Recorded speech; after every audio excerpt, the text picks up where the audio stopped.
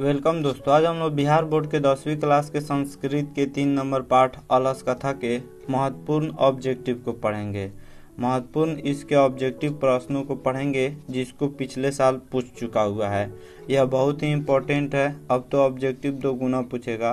संस्कृत में 100 ऑब्जेक्टिव पूछेगा, उसमें से 50 ही का जवाब देना है। पहला क्वेश्चन है, वीरेश्वर कौन था?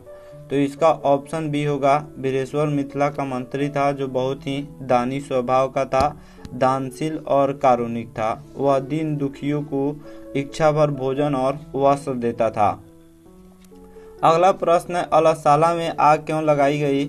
तो अलसाला में आग लगाई गई आलसियों की परीक्षा करने के लिए, क्योंकि अलसाला में बहुत सारे धूर्त लोग भी आकर फ्री में वस्त्र और भोजन ग्रहण करने लगे थे, जिसके कारण अलसाला का बोझ बढ़ गया था, उस पर व्यय बढ़ गया था, धन अधिक खर्च हो रहा था, जिसके कारण वहां के नियोगी पुरुष जो था उसने आलसियों की परीक्षा लेने के लिए अलसाला में आग लगा दी थी।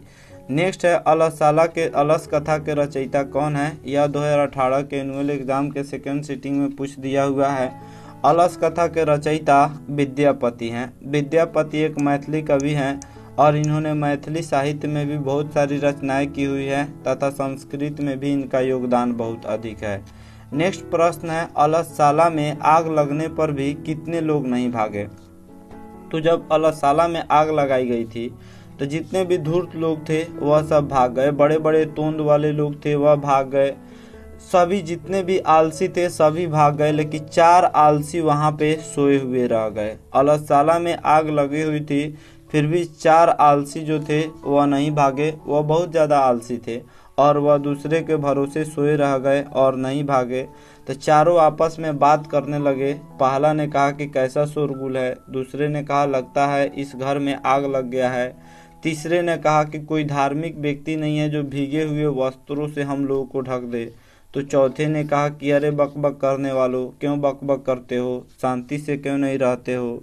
तो फिर जो है यहाँ पे इन लोगों के बातचीत को सुनकर, इन लोगों के अंदर जो बातचीत हो रहा था उस बातचीत को सुनकर कहा गया, सोचा जो नियोगी पुरुष था उसने सोचा कि अगर इन लोगों को नहीं निकाला जाएगा तो ये लोग जल जाएंगे। फिर चारों आलसियों को बाल पकड़ के वहाँ के नियोगी पुरुष के द्वारा बाहर निकाला गया। तो इसका ऑप्शन डी आंसर सही आंसर हो जाएगा। नेक्स्ट है, संसार में बच्चों का सच्चा रक्षक कौन होता है? तो संसार में बच्चों का जो सच्चा रक्षक होता है वह माँ होती है। एक श्लोक है अलस कथा में, पतिरेव गति स्त्री नाम बाला नाम जननी गति नालसा नाम गति काची लोके।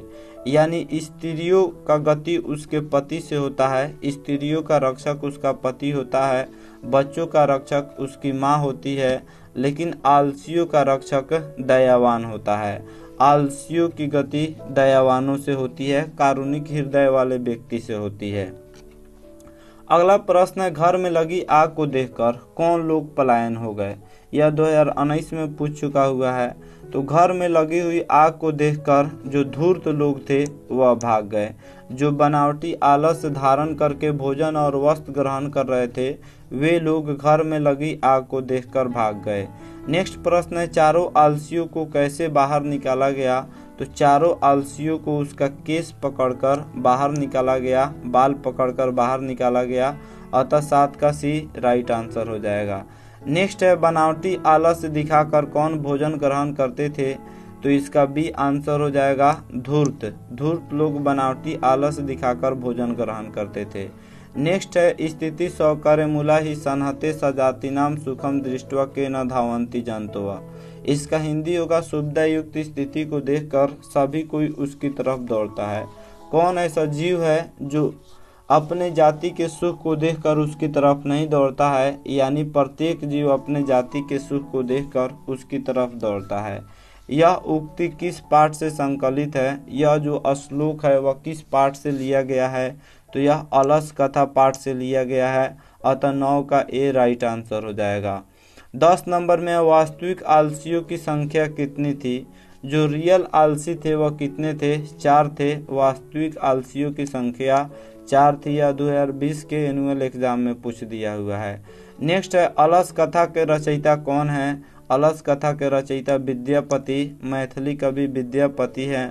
अतः 11 का ये राइट आंसर हो जाएगा। नेक्स्ट है नीतिकार आलस्य को क्या मानते हैं? तो नीतिकार आलस्य को रिपु मानते हैं। रिपु का मतलब शत्रु होता है, अतः 12 का भी राइट आंसर हो जाएगा। नेक्स्ट है वीरेश्वर कैसा था? तो वीरेश्वर जो था वह दानशील था, कारुणिक हृदय वाला था, वह दानशील था, वह दीन दुखियों को इच्छा भर भोजन और वस्त्र देता था, अतः 13 का सी राइट आंसर हो जाएगा।